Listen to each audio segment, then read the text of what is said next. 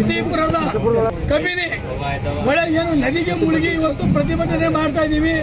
ನಿಮ್ಮ ಮುಖಾಂತರ ಸರ್ಕಾರಕ್ಕೆ ಎಚ್ಚರಿಕೆಯನ್ನು ಕೊಡ್ತೀವಿ. ಯಾವುದೇ ಕಾರಣಕ್ಕೂ ಕಬಿನಿಯಿಂದ ಆಗ್ಬೋದು, ಕಾವೇರಿಯಿಂದ ಆಗ್ಬೋದು, ಒಂದು ತೊಟ್ಟು ನೀರು ನಾವು ತಮಿಳುನಾಡಿಗೆ ಬಿಡಲ್ಲ. ಯಾಕೆಂದರೆ ನಮಗೆ ಬರ ಬಂದಿದೆ, ಬರನ ಘೋಷಣೆ ಮಾಡಬೇಕು ಅಂತ ಸರ್ಕಾರ ಹೇಳ್ತಾ ಇದೆ. ಆದ್ರೂ ತಮಿಳುನಾಡಿಗೆ ನೀರು ಬಿಡೋದು ಎಷ್ಟು ಸರಿ? ಕುಡಿಯೋಕ್ಕೆ ನಮಗೆ ನೀರಿಲ್ಲ ಅಂತ ಸರ್ಕಾರ ಹೇಳ್ತದೆ, ತಿರ್ಗಿ ನೀರು ಬಿಡೋಕೆ ಹೋಗ್ತದೆ. ಇದು ಇಬ್ಬಂದಿತನ. ಈ ಇಬ್ಬಂದಿತನ ರಾಜ್ಯ ಸರ್ಕಾರ ಬಿಡಬೇಕು.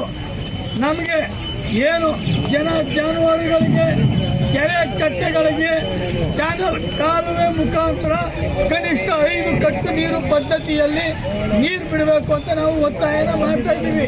ಕಾರಣ ಇಷ್ಟೇ, ಏನು ಬೆಳೆದು ನಿಂತಿರುವ ಕಪ್ಪೆ ಆಗಿರ್ಬೋದು, ಮತ್ತು ಬಾಳೆ ಆಗಿರ್ಬೋದು, ಮತ್ತು ತರಕಾರಿಗಳಾಗ್ಬೋದು, ಅದಕ್ಕೆ ನೀರಿಲ್ಲದೆ ಒಣಗಿ ಸಾಯ್ತಾ ಇದ್ದಾವೆ.